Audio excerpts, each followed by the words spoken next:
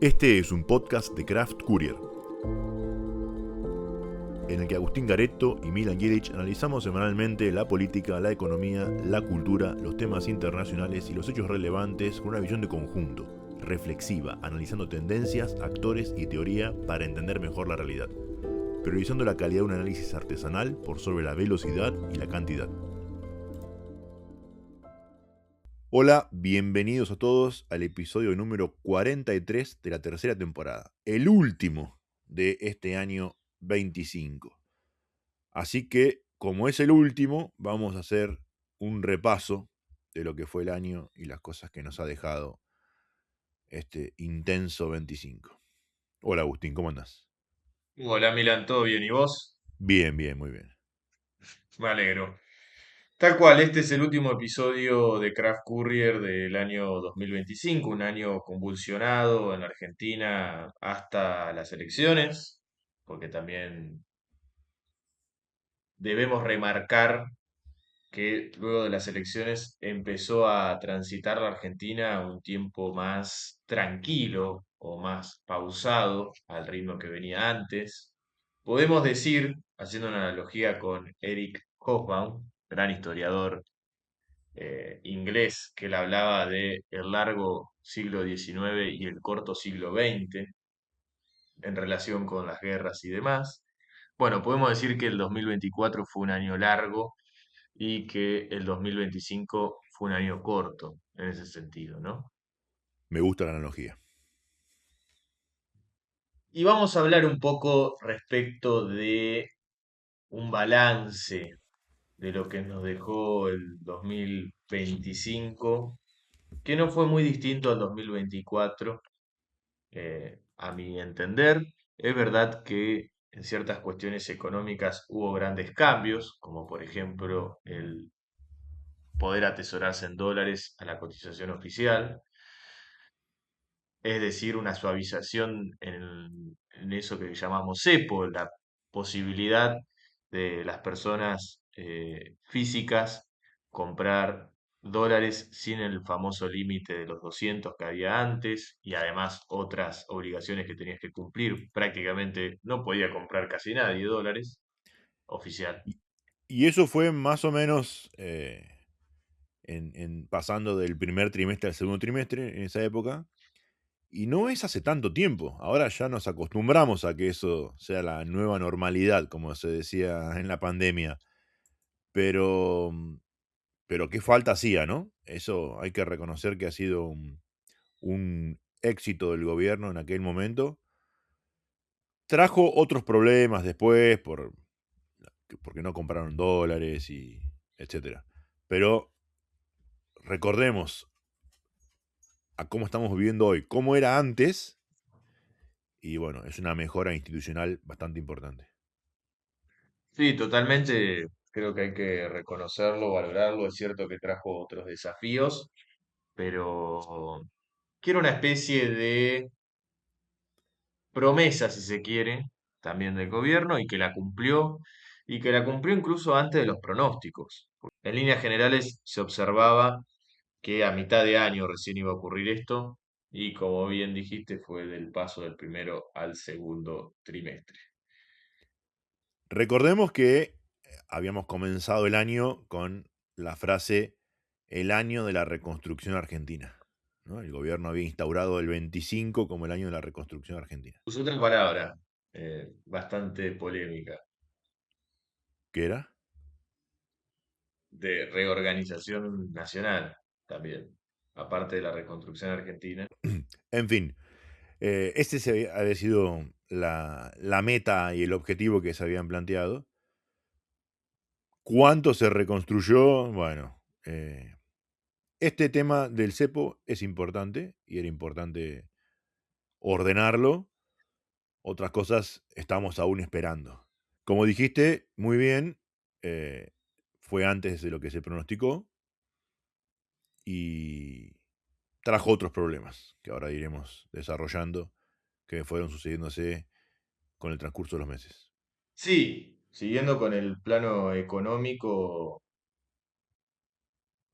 se empezó a trabajar sobre las bandas, una banda inferior y otra banda superior, que si la cotización del dólar oficial superaba esas bandas, iba a intervenir el Banco Central, ya sea vendiendo o comprando reservas.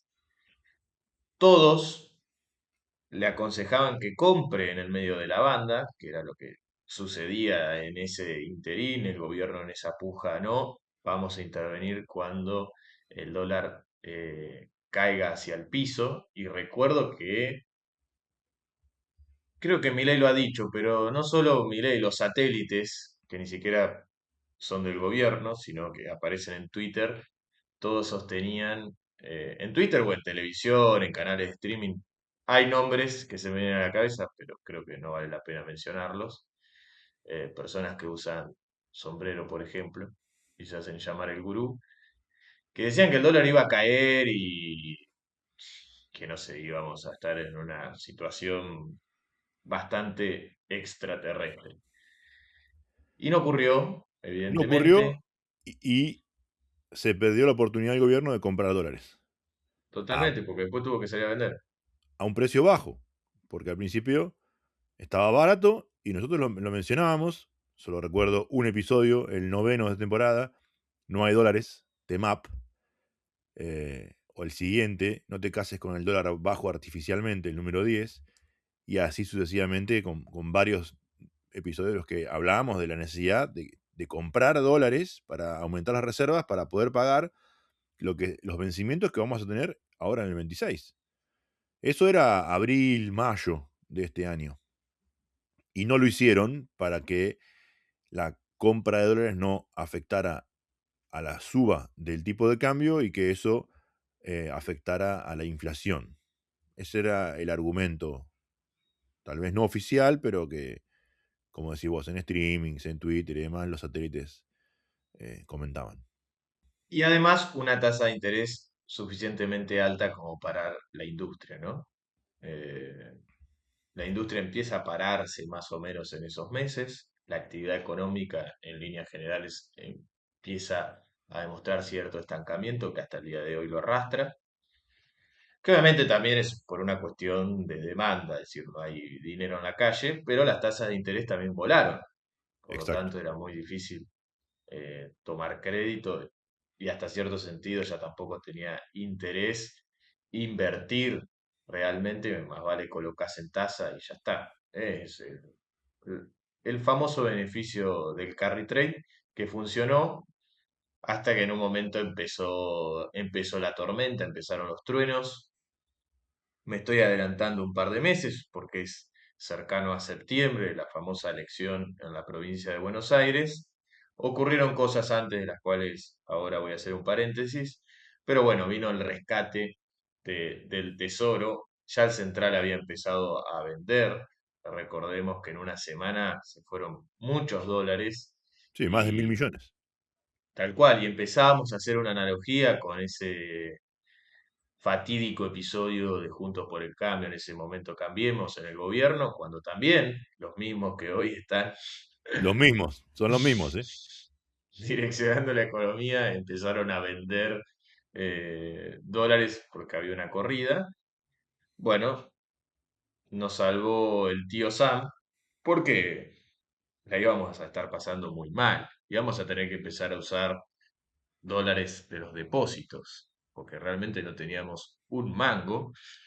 Y bueno, nos dieron una mano y le salió bien. Creo que en esa al gobierno hay que darle la derecha, la exageración en las votaciones en la ONU, los cuales traen unos problemas internacionales muy grandes que espero que lo solucionen en el corto plazo o en el mediano plazo, porque vamos a hablar después, luego al final, de la cuestión internacional y cómo la Argentina se para en eso. Pero en el corto plazo le dio esta mano, ¿no? Le dio este changüí, por así decirlo, ¿no? Sí, sí, que es un tema que analizamos en el episodio número 33 con Alfredo Zamprón, con Freddy, y él mencionaba, claro, vino uno con el cañón de dólares ilimitado, infinito, que te puede proveer y proveer y proveer, y que promete que lo va a hacer, y encima lo empezó a hacer porque inyectó dólares en el mercado, comprando pesos.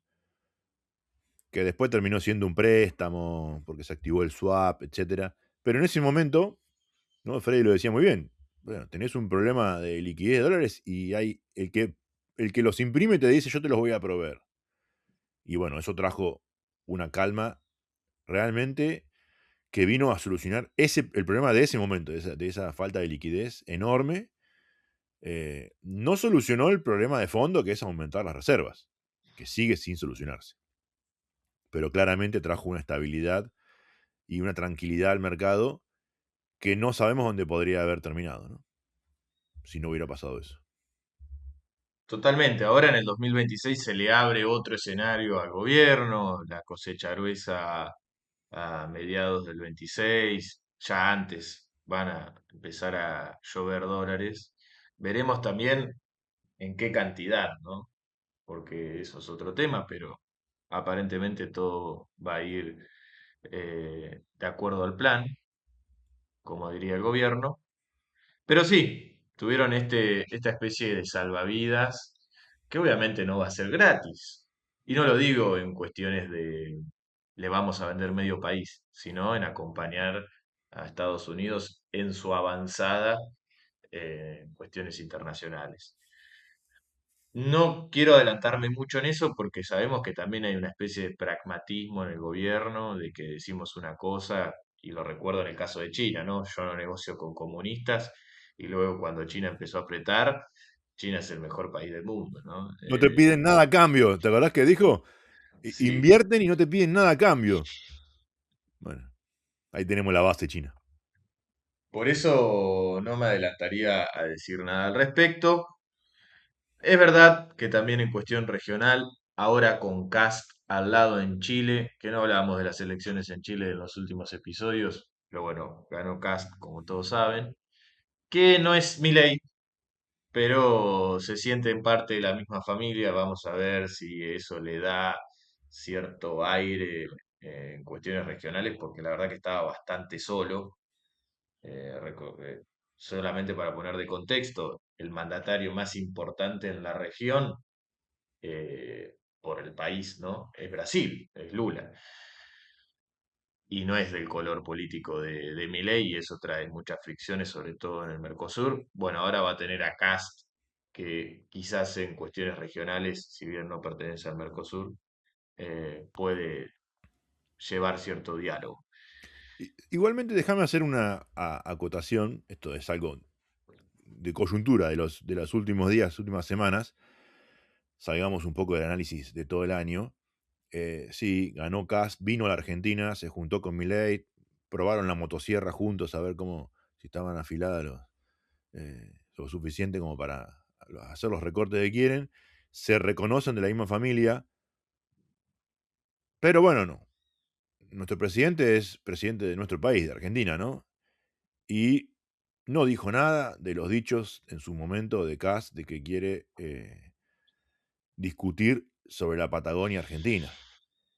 Y la verdad, en esos casos hay que dejar un poco la ideología y eh, representar lo que estás representando, que es el presidente de Argentina, y al menos públicamente pedirle que se retracte o que explique qué es lo que opina sobre eso.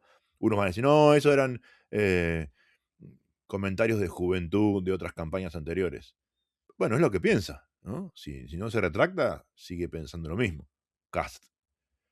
Tema no menor que no debería dejarse pasar y que debería pedirse incluso explicaciones formales al gobierno de Chile. ¿Qué opina su futuro presidente eh, al respecto? Porque eso ya fue zanjado hace años y no podemos volver a discutir cosas que están totalmente aclaradas. Así es.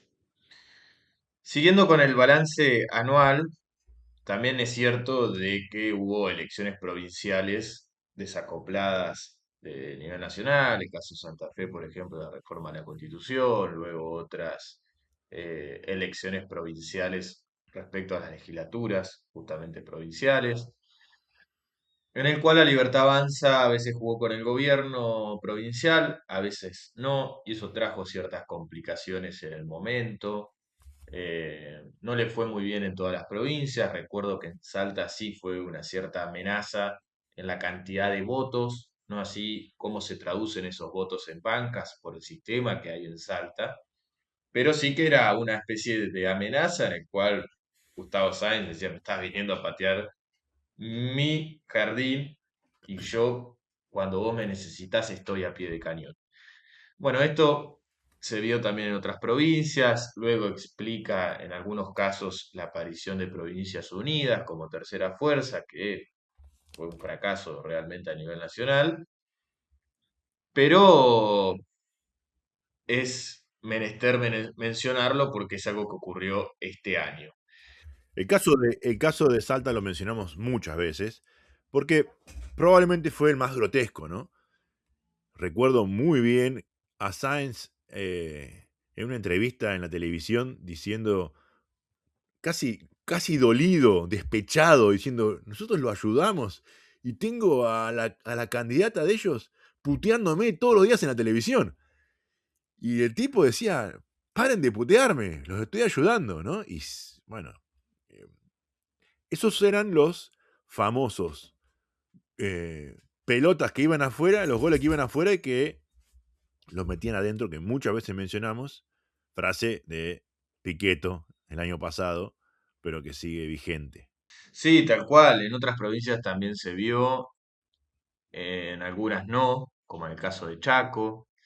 Y por ejemplo está el caso de San Luis, en el cual no participaron políticamente y hoy Orrego se lo agradece votándole a favor. Luego vamos a hablar de las extraordinarias. Pero fue una estrategia que el gobierno decidió hacer, que parecía que no le estaba saliendo muy bien en las elecciones, pero luego en la nacional, la verdad que logró nacionalizar la campaña. Podemos decir que fue la única fuerza política que logró nacionalizarlo. Es cierto, tiene recursos para hacerlo, es el gobierno nacional, etcétera, pero no era fácil. Creo que no hay que bajarle el precio a ese logro, que hasta cierto punto ni ellos lo esperaban, ¿no? Semejante paliza es, la verdad, muy notorio. Ahí recordemos que tuvimos dos episodios sobre específicamente las elecciones de la provincia de Buenos Aires con Samantha Olmedo, los episodios 24 y 31, donde analizamos la previa de las elecciones y luego el resultado, eh, para poder entender cómo afectaba eso tanto al distrito más grande como a nivel nacional. Y fueron episodios muy interesantes. Si alguno lo quiere volver a escuchar, los recomendamos. Y sucedieron otras cosas en el medio, que también las hemos tratado en Craft Courier. Y voy a cerrar con esto para luego hablar de otras fuerzas políticas, que son los escándalos de corrupción, ¿no? Arrancamos el año con Libra, con un escándalo bastante difícil de explicar para el gobierno, muy, muy polémico. Hasta el día de hoy no hay una explicación clara de qué pasó con Libra. El tercer episodio, ni bien arrancó el año, que mencionamos el cuento de Hans Christian Andersen, el rey desnudo, haciendo una analogía con el tema de la criptomoneda Libra y todo el escándalo ese que tuvo el gobierno, que fue la primera bala que les entró. Recordemos, veníamos de un 24 en donde siempre dijimos, el gobierno maneja la agenda comunicacional, la maneja a gusto. Cualquier tema que ellos querían plantear era el tema que se debatía. Este de Libra fue el primer caso en donde les entró la primera bala. Tal cual. Después vino el caso del avión que había aterrizado en Argentina, que había pasado los controles eh, aduaneros y de migraciones en lo que respecta a las valijas y también fue algo que se explicó de una manera bastante rara, de que se habían pasado, de que no, luego aparecieron las filmaciones, de que no. Y también el famoso caso que se volvió político como símbolo en la agencia de discapacidad del 3% y demás, que le resultó muy caro políticamente, estéticamente al gobierno, la retirada de Españolo, los audios de Karina Milei, que luego no salieron a la luz por la censura previa de la cautelar que presentó el juez. Eh, Es un buen punto lo que haces lo de estético, ¿no? Porque el gobierno también hace hincapié en lo estético. Este gobierno y los gobiernos anteriores, ¿no? El kirchnerismo tenía su estética y, no sé, desde el flequillo hasta el Nestornauta. Otro de los símbolos también del kirchnerismo es la musculosa, principalmente en varones, ¿no? Era un símbolo, lo sigue siendo el día de hoy. Claro. El macrismo, que también tiene su estética, ¿no? Los globos, el amarillo, la camisa sin la corbata, para parecer, para parecer más cercano, la campera uniclo. Tiene una estética, ¿no? Y este gobierno también tiene su estética. Y el símbolo del 3%, fue un golpe a esa estética, porque era una forma de, sin hablar, con un simple gesto, mostrar una idea, un concepto que la oposición rápidamente logró identificar cómo hacerlo y, bueno, se volvió bastante viral y le pegó muy fuerte, muy fuerte. Sí, en cuestiones anecdóticas, no sé, Lali cerrando un concierto con su tema que es fanático, que se lo puede asociar a Milei, haciendo el 3% como símbolo de resistencia, luego la izquierda también cuando Francos, en ese momento ministro del Interior y jefe de gabinete, fue a presentar eh, la situación del gobierno, también la izquierda había hecho el símbolo del 3%, luego Franco le dice no sé qué están haciendo, si son los 3% que sacaron en Bolivia, etcétera, ¿no? Pero, pero sí, fue un tema que le pegó de lleno. Luego viene el caso Spert, que también durísimo para el gobierno porque tuvo que sacar a su primer candidato a diputado nacional y apareció la figura de Santilli. También medio raro porque estaba la discusión de si tenía que subir de la diputada Karina Celia Vázquez, si no la conocen es porque se hace llamar Karen Reinhardt en su nombre artístico y hoy político, porque así estuvo en la boleta. Así estuvo en la boleta, sí, increíble. Y también le resultó muy caro al gobierno nacional esa explicación. Expert dando un discurso por Twitter en un video grabado de unos 6 minutos, explicando su situación y luego bajándose.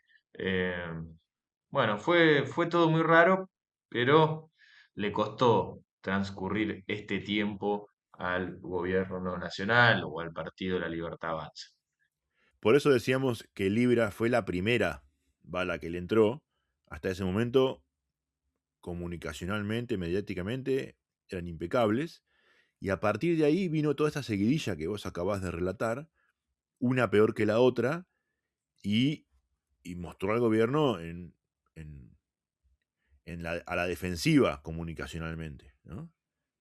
Y bueno, lo hizo tambalear, ¿no? Y bueno, también por eso, en parte, por otros motivos más, el resultado de las elecciones de septiembre en la provincia de Buenos Aires, ¿no? Que fueron una alerta muy grande y ahí el gobierno entendió, ¿eh? También hay que darle a la derecha, entendió muy bien. Recuerdo el discurso de Milei, perdimos, mañana a trabajar, a dar vuelta a la página, cambiamos de estrategia, hasta cambiaron de candidato, más adelante en el tiempo, y le metieron para adelante, ¿no? Muy, muy claro el cambio comunicacional y de estrategia electoral. Sin dudas. También creo que es necesario hablar. Voy a limitarme a 2 partidos, porque realmente hay más, pero la mayoría son con agendas locales. Estos partidos se veían más con una agenda nacional, que el 2025 no le fue un muy buen año. En primer sentido, el PRO, que la verdad es como una agonía, una larga agonía, diría Tulio Alperindongui. De hecho, ya empezamos a hablar del tema en mayo, en el episodio 15, la caída del Rey Amarillo por las elecciones en la Ciudad de Buenos Aires. Y de ahí en adelante un derrotero, como decís vos, de una agonía larguísima, eh, casi una enfermedad terminal.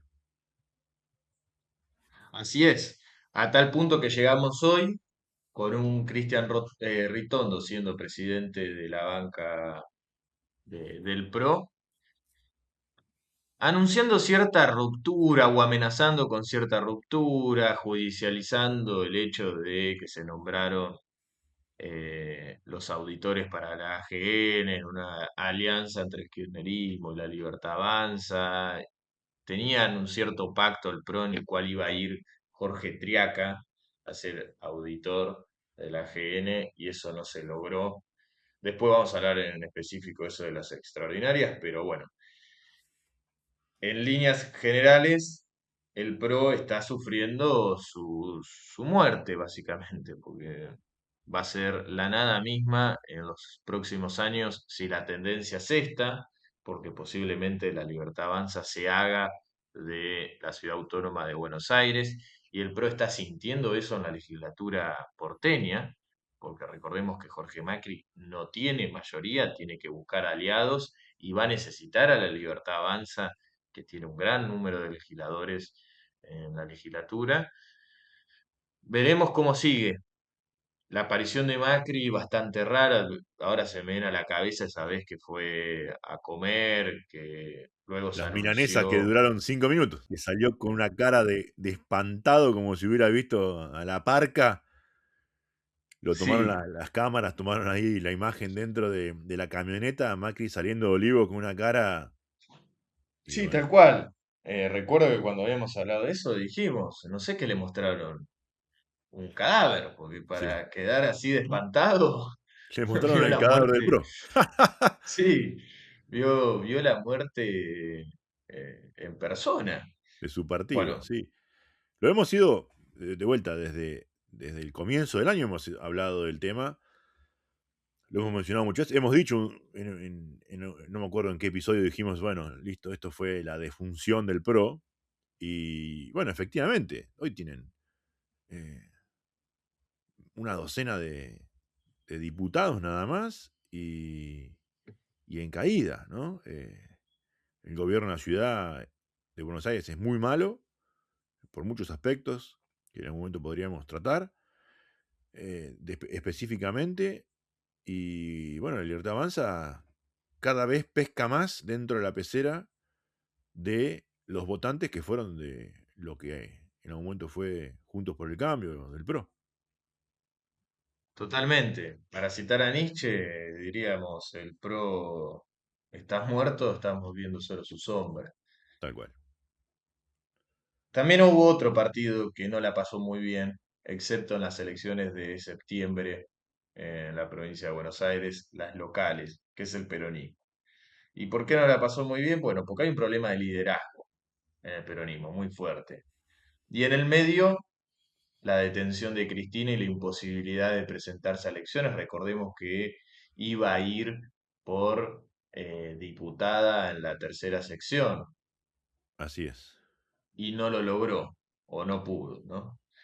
Eh, y fue un problema porque ese liderazgo ya no se podía plasmar en elecciones, sino que era una especie de poder de veto no institucional, aunque tienen cierta capacidad de poder de veto, sobre todo en la legislatura bonaerense, en lo que es el gobierno de Kicillof.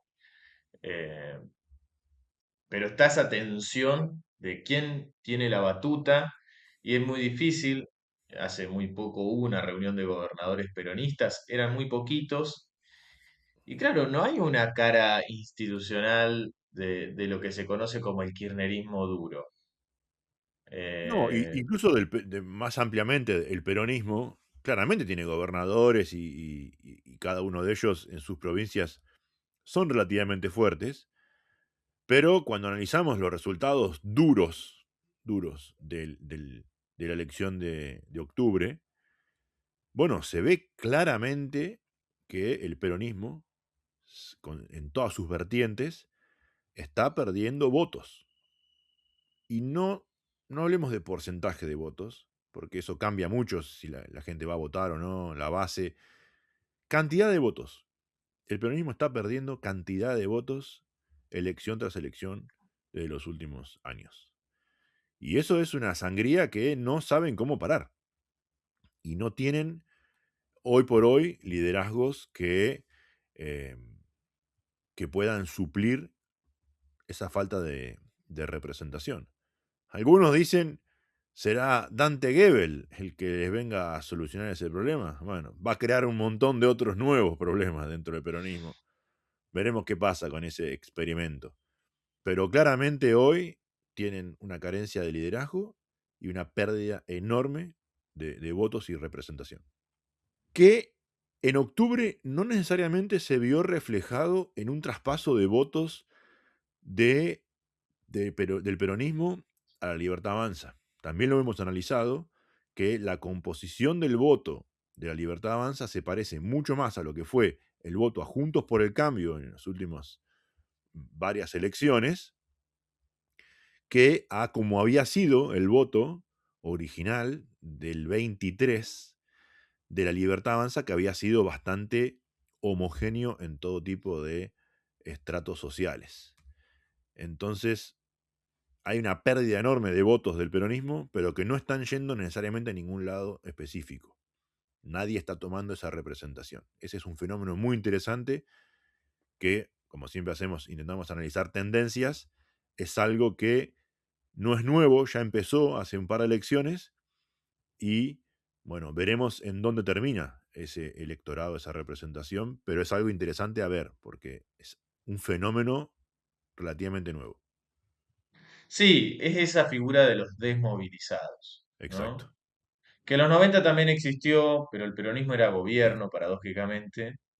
Luego le costó encontrar de nuevo el cauce, pero la figura del kirchnerismo y luego lo que el kirchnerismo va a construir, porque a Néstor lo votaron con alrededor del 20 y pico por ciento de los votos, tampoco es que hubo una gran masa, pero bueno, hubo otro porcentaje que lo votó a Menem en Y la a general. Rodríguez A y otros candidatos más peronistas. Por lo tanto, si bien se desmembró el peronismo, lograban cierta representación, contener esa movilización o a esos votantes. Hoy no.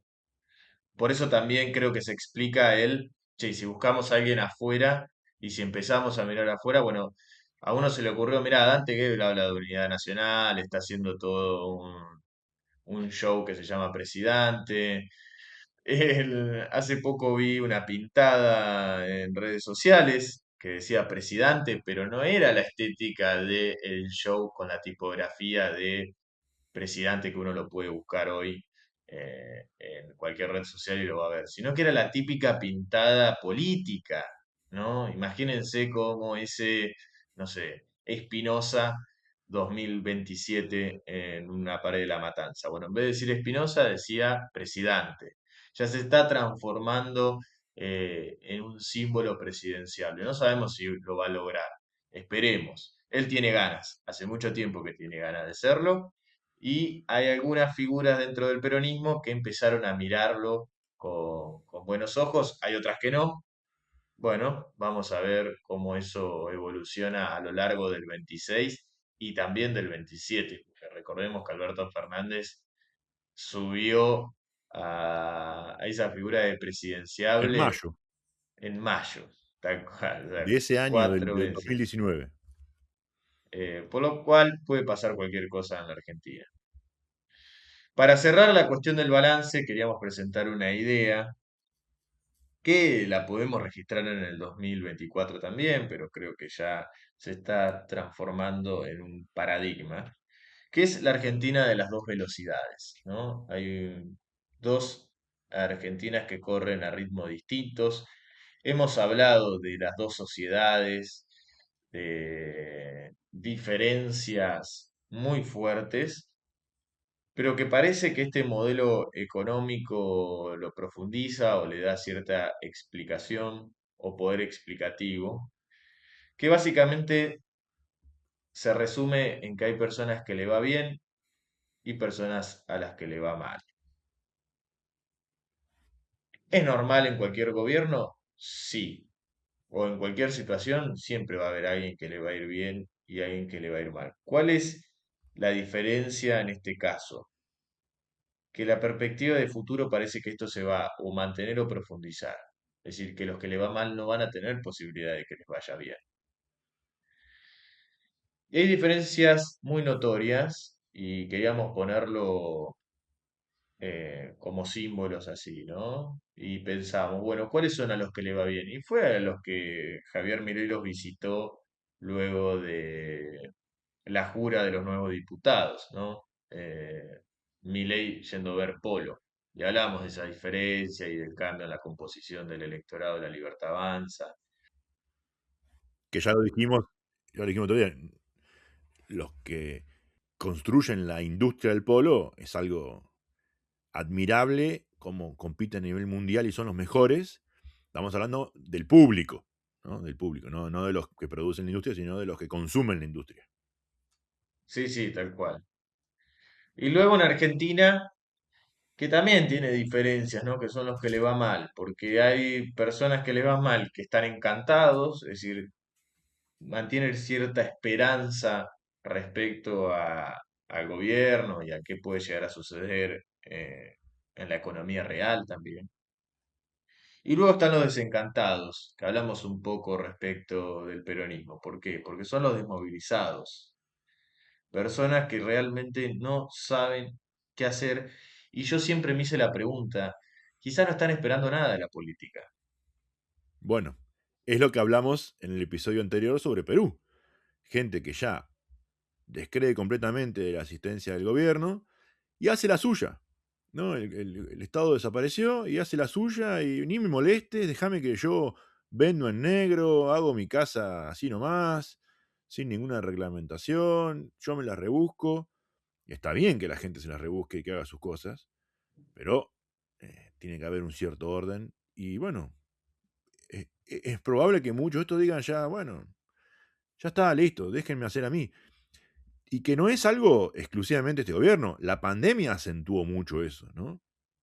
Aquel que no tenía sustento fijo en la pandemia dijo, bueno, acá me cerraron todo, yo tengo que salir a hacer algo, porque tengo que seguir subsistiendo, ¿no? Déjenme a mí que tenía un carrito de feriante y lo pongo en la puerta de mi casa y me armo un negocio en la vereda. Che, pero no se puede eso, según la ordenanza tal y tal. Listo, lo hacemos igual, hay que subsistir. Sí, y en relación con Perú, pensaba, ¿no? Esto de, bueno, si vos como Estado no me garantizás ciertos servicios y me las arreglo yo. Y yo no tengo ganas de poner o de que pongamos en conjunto con los vecinos una reja en un lado de la calle y en el otro sentido de la calle poner otra reja y que nosotros controlamos la seguridad. Me parece que para eso se pagan impuestos y existe el Estado en materia de seguridad. Estas dos velocidades de la Argentina tienen ciertas consecuencias, claramente. Ya lo anunciábamos en el segundo episodio de este año, volviendo a los 90, ¿no? Una economía que a los que les va bien les va muy bien y a los que les va mal les va muy mal, y que en el mediano largo plazo trae problemas de empleo por la caída de la producción, por la caída de la actividad económica, y que los 90 fue un laboratorio para aprender incluso de eso, ¿no? Tuvimos un- una fiesta y al final de la fiesta la cuenta venía con una desocupación enorme. Y muchas veces hemos dicho también, durante este año, el año pasado también, pero este año en particular, que es muy probable que el gobierno se reelija porque lo que la gente demanda es la baja de la inflación, la estabilidad macro, que el gobierno está logrando como proyecto y como plan político más que económico. Pero claro, al final de eso, una vez que ya lo lograste y lo tomaste como una normalidad, empezás a exigir otras cosas. Falta tiempo para eso, pero cuando eso suceda, bueno, probablemente vaya a haber una alta desocupación como consecuencia de este parate de la economía que también muchas veces hemos mencionado y que dijimos que arrancó ahí fuertemente eh, en el paso del primer trimestre al segundo trimestre de este año. Sí, de hecho los interlocutores de la industria hablan justamente de este problema del desempleo. Justo cuando se está poniendo en agenda la reforma laboral, ¿no? Ya Claro. llegamos a las extraordinarias, pero para dar cierto enganche, no sabemos si la reforma laboral va a lograr suplir el problema del desempleo. Yo creo que no. Bueno, hacen falta otras medidas, pero esa es necesaria, sí, claramente es necesaria. Hacen falta otras cosas. Démosle tiempo, muchas veces hemos dicho, ¿no? Démosle tiempo a ver qué pasa. Démosle la derecha, hay cosas que se plantean ahí que son buenas. Veremos cuál es el resultado final, porque todavía es un proyecto, hay que ver qué reformas se le hacen. Y como para cerrar el tema de las dos velocidades, incluso dentro de esa Argentina a la que le va bien, también es interesante destacar, por una cuestión cultural, sociológica, cómo incluso dentro de los que les va bien, también hay divergencias, como en los que les va mal, ¿no? Eh, y van por el tipo de modelo de sociedad que prefieren esos, ¿no? Entonces tenemos, por un lado, los que prefieren más el country y Miami, el modelo más de estilo americano, y los que prefieren un consumo o una forma de vida más tradicional, cultural, europea, ¿no?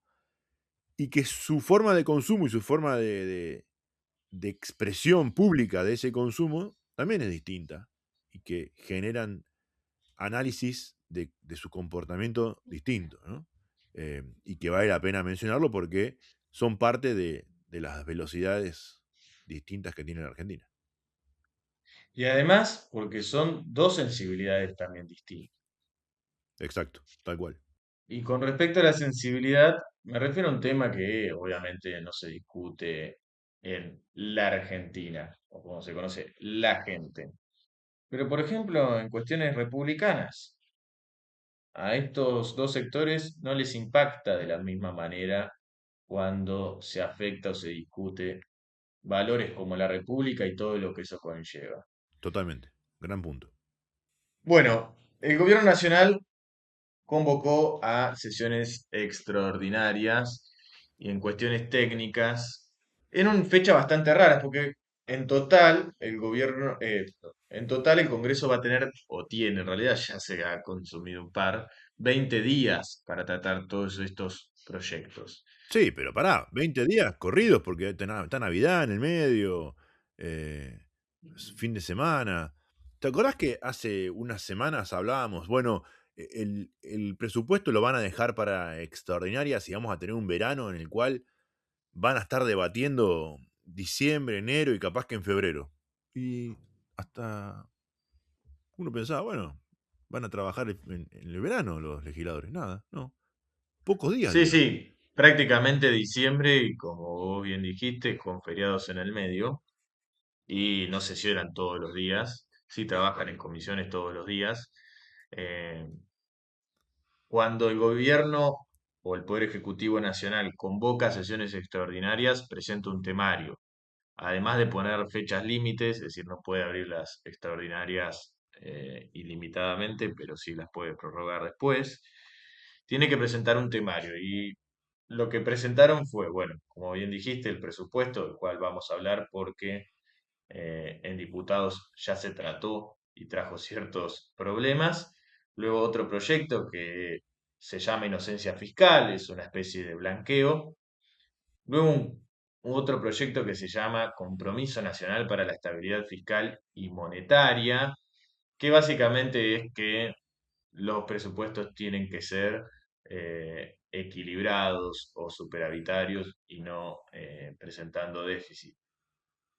Luego el de modernización laboral o reforma laboral, la reforma del Código Penal, que también es algo que la Libertad Avanza puso en agenda, sobre todo en lo que es seguridad y en específico en la provincia de Buenos Aires como tema para presentarse como la solución, ¿no? También en cuestiones estéticas. ¿Y por qué lo digo en el conurbano bonaerense? Porque la inseguridad, y este es el gran problema cuando se ven las estadísticas nacionales, no es un gran problema para la Argentina en su totalidad. Está concentrado para ciertos sectores urbanos, es decir, para ciertas ciudades. Grandes conglomerados urbanos, donde también hay un gran problema ahora con la industria, el problema del desempleo, el problema del consumo de drogas, el problema incluso de generaciones que no conocieron lo que es como la cultura del trabajo, ¿no? Es decir, generaciones totalmente perdidas fuera del sistema, que claramente es un problema para la sociedad en su conjunto, Los Nini, tal cual, los nini. Por eso quería hacer esa aclaración de que no es un problema a nivel nacional, porque puedo asegurar que en el interior de, no sé, de Santa Cruz, el robo más grande puede ser una garrafa o una bicicleta. No como el conurbano bonaerense que te pueden llegar a matar por un celular o por un auto. Y luego el último proyecto es la adecuación del régimen de presupuestos mínimos para la preservación de los glaciares y del ambiente periglaciar. sí, busca darle más poder a las provincias en cuanto a delimitaciones territoriales, más que nada por el tema minería y ese tipo de actividades extractivas. Tal cual. ¿Qué sucedió hasta ahora en el Congreso? Bueno, arranquemos por lo que es reforma laboral, que es lo más corto. Luego le damos un tiempo al de presupuesto. Se obtuvo dictamen, se va a tratar en el Pleno, pero recién en febrero. ¿Por qué? Porque los votos están ahí y el gobierno necesita negociar y aparte quiere un amplio consenso. Y además, hoy, viernes 19, ayer, jueves, se movilizaron los sindicatos, en especial la CGT. Pero también estuvo la CTA y demás organizaciones no nucleadas en centrales obreras. ¿Presentaron poder de fuerza? Sí. La convocatoria no fue masiva en términos de separó el país, pero sí fue más de las que ya hubo, con lo cual eso presenta un signo de interrogación. Yo te diría que fue estratégicamente mejor organizada. No tenían tanta gente tampoco. Cuando uno ve imágenes aéreas tampoco era tanta gente. Yo justo fui al centro de la ciudad ayer y no lo padecí tanto, un poquito nomás, no tanto. Habían intentado cortar algunas calles, viste que con el protocolo tenés que moverte y se movían despacito. Por eso digo que fue estratégicamente mejor organizada porque generaron más caos, llamémoslo, ¿no? Parecían más bullicio. Pero también creo que hay una pérdida de representación de los movimientos obreros respecto al obrero en sí. Y también por eso creo que el gobierno plantea con posibilidad de que salga una modernización, una reforma laboral, porque entiende que hay un electorado, un grupo de la población muy grande que está buscando cambios y que no se siente representado por los que ayer se movilizaron. Eso es una realidad. Dos cosas. Una cuestión más estructural. Recordemos que en la Argentina la mitad de los trabajadores están en negro, por lo tanto no hay un sindicato que los represente. Sí, Los es así. sindicatos también necesitan una modernización laboral, que se afilien más a los sindicatos. Por lo tanto, no es que no están dispuestos a negociar.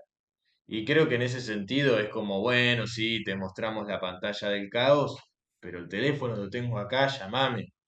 Y nos reunimos a negociar porque nosotros también necesitamos agrandar nuestras filas. Y hay problemas a nivel sindicato.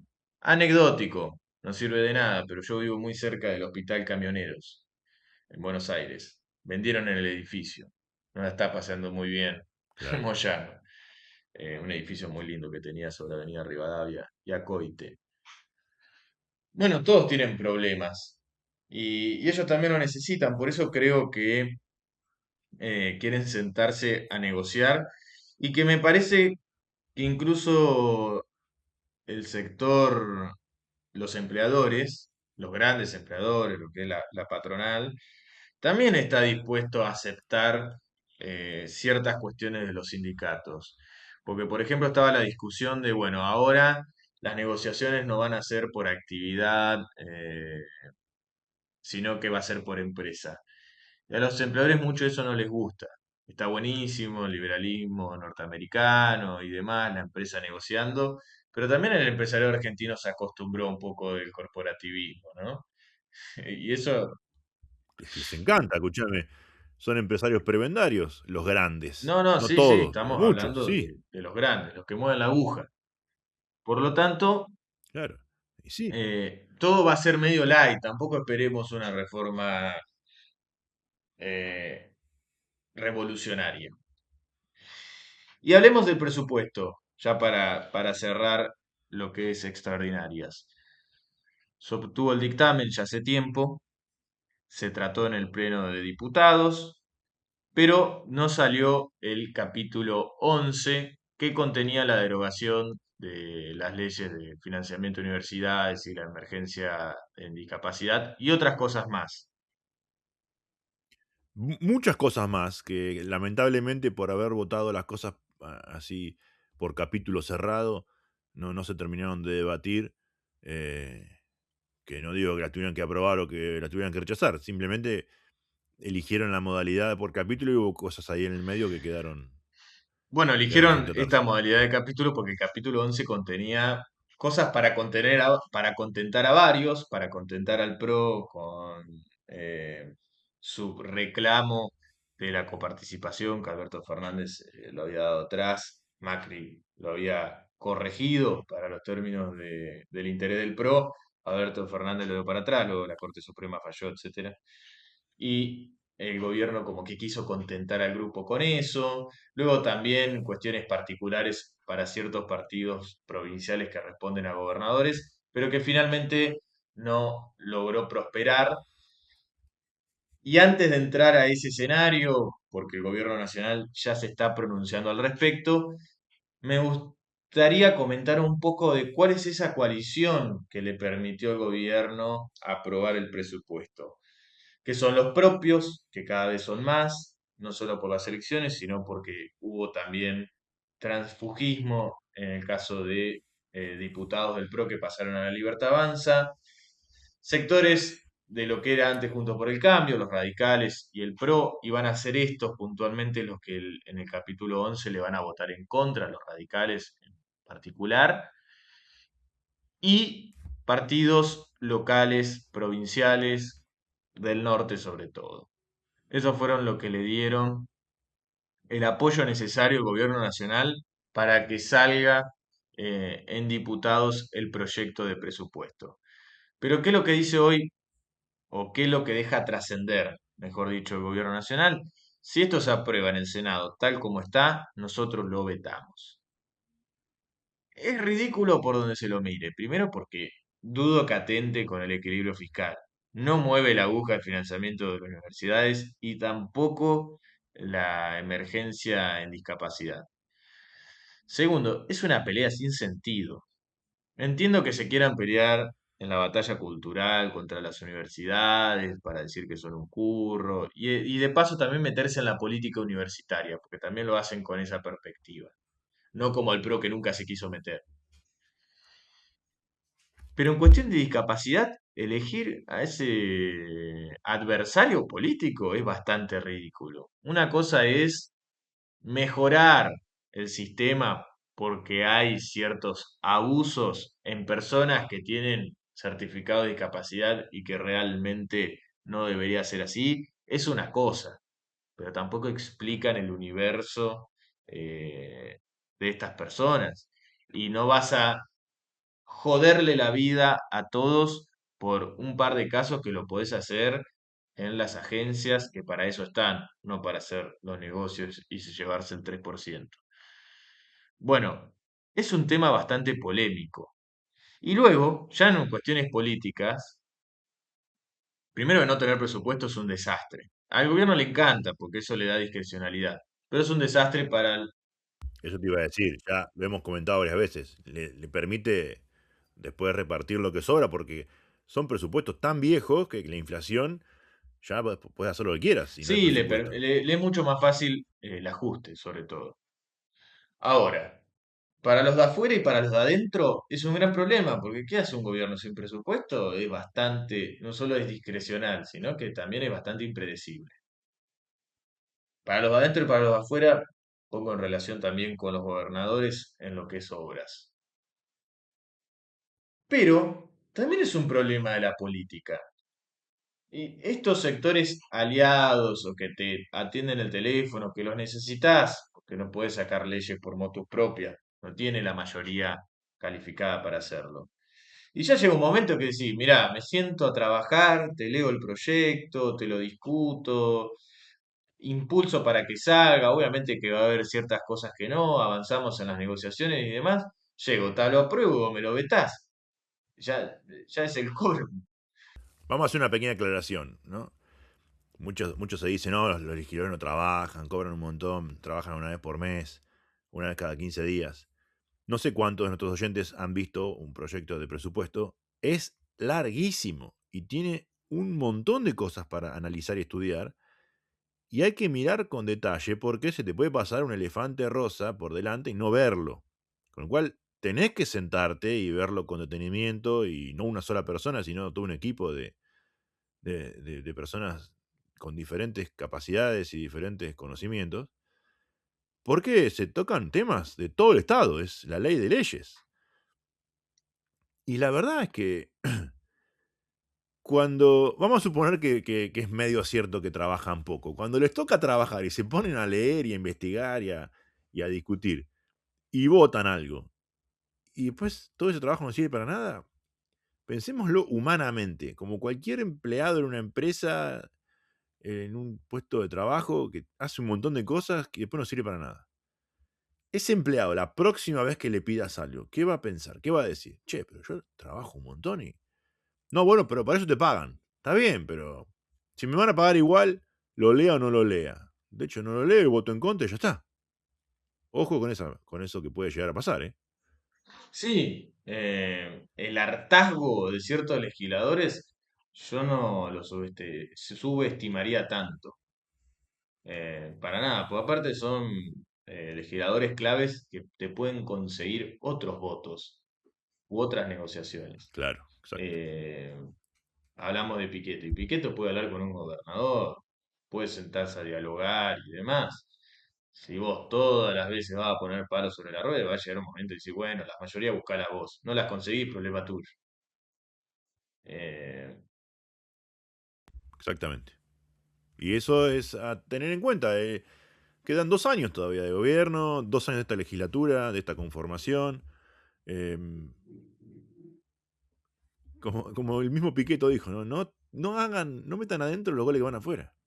Así es. Y para cerrar, que habíamos hablado un poco del plano internacional, en estos meses se está tratando nuevamente, y ya llevamos 25 años alrededor de esto, es el Tratado de Libre Comercio entre la Unión Europea y el Mercosur, que se iba a tratar en estos días, en diciembre, a fin de año, en Europa, que es donde está el gran problema de por qué no avanza, pero se pidió una prórroga.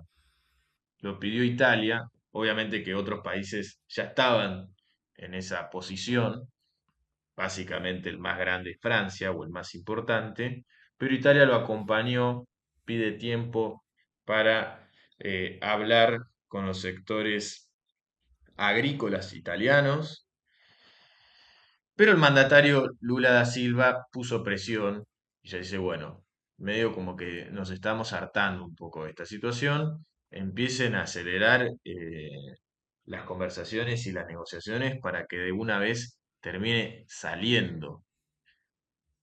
Es razonable la postura de Brasil y sí, 25 años llevamos con esto, ya medio que las discusiones están eh, saturadas. ¿Qué más podés hablar?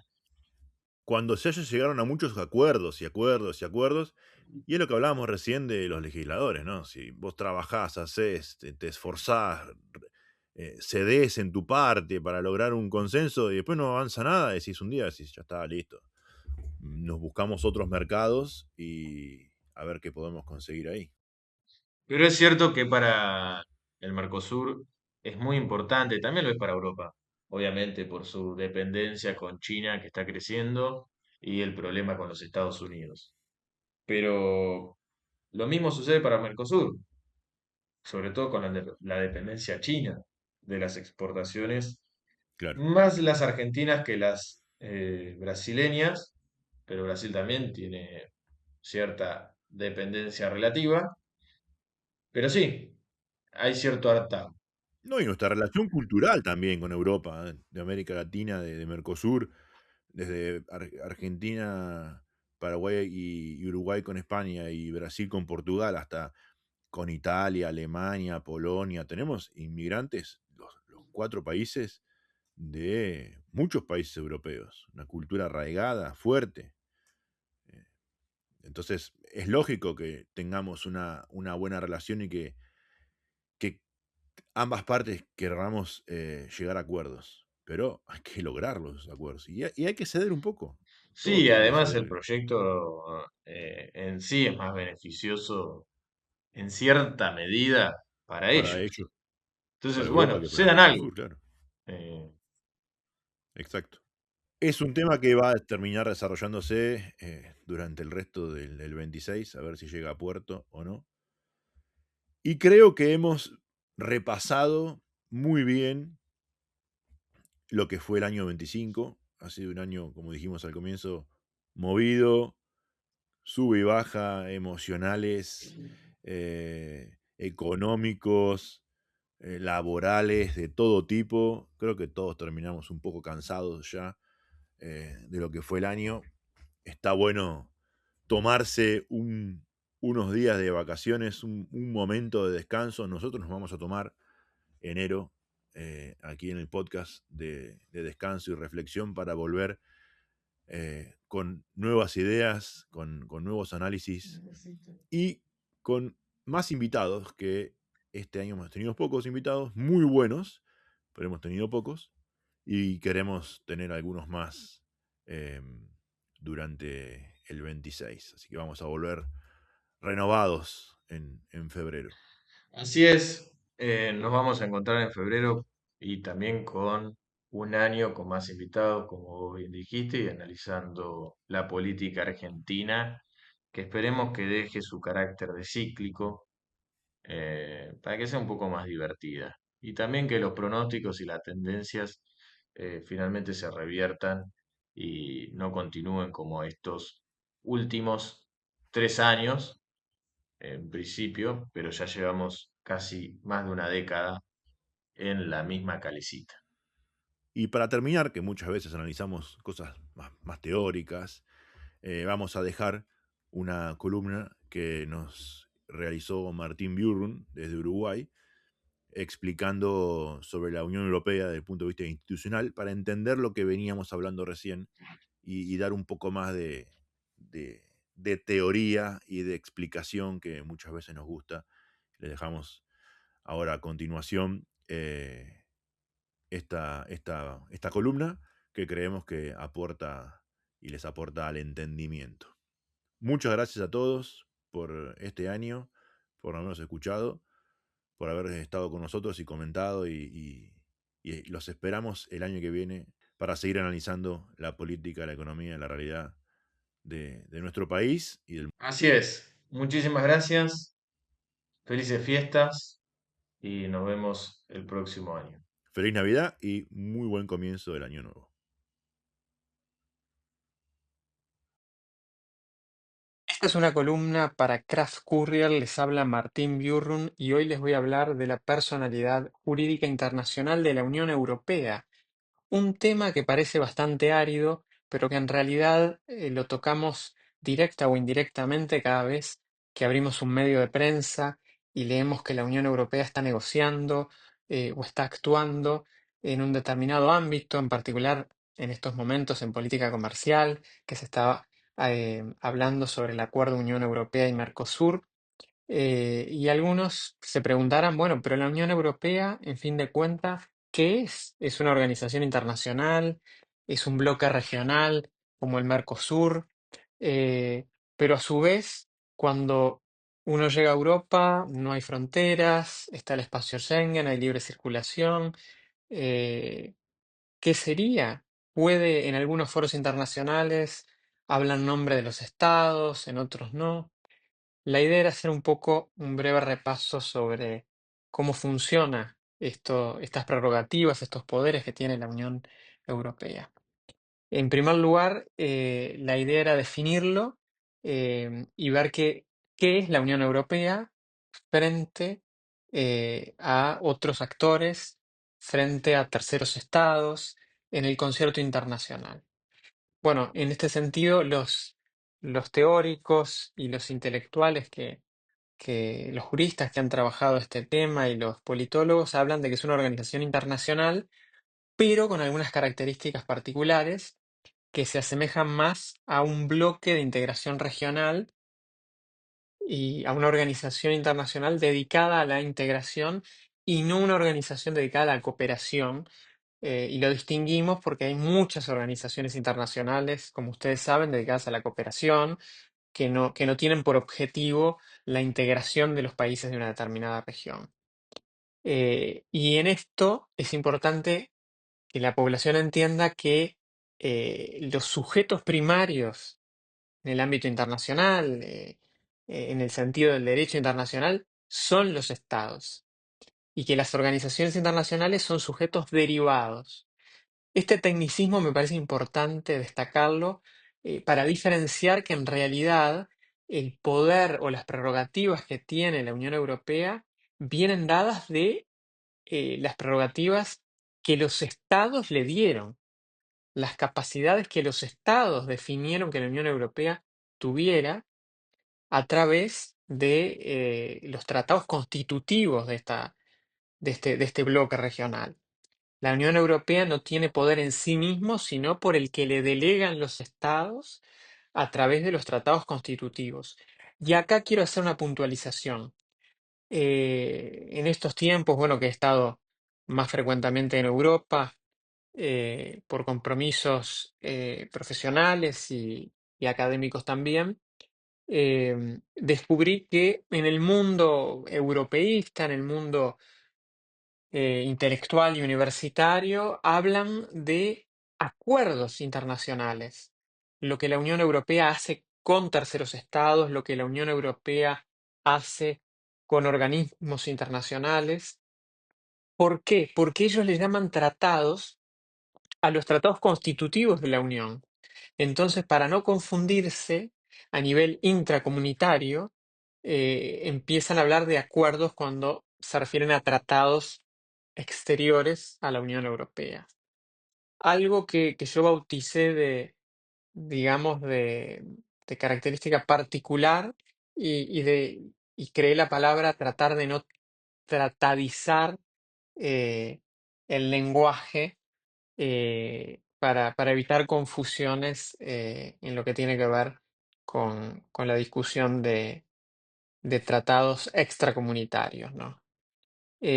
Así que bueno, es un poco lo que les quería contar de la personalidad jurídica internacional de la Unión Europea el día de hoy, de dónde surge esta capacidad de la Unión para actuar a nivel internacional y para terminar, decirles que esta personalidad jurídica internacional se ve reconocida, pero en diferentes grados. Es decir, hay algunos foros internacionales que permiten a la Unión Europea tener un voto más que los estados.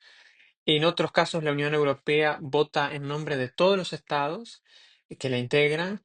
Y en otros casos actúa como observadora, porque esto es un tema fundamental también. Un bloque regional, ¿por qué tendría un voto más que la suma de los estados? O en definitiva, si quiere negociar por todos, tendría un voto solo, como tienen federaciones de estados, bueno, como Estados Unidos, pero que opera como un país y no como una suma, como es el caso de la Unión Europea, que no es un país, sino que es un bloque regional, muy integrado, sí, pero no es un país federal. Entonces, esas cuestiones que uno ve frecuentemente en los medios internacionales, en la prensa, en la sección internacional de medios de prensa locales, es, digamos,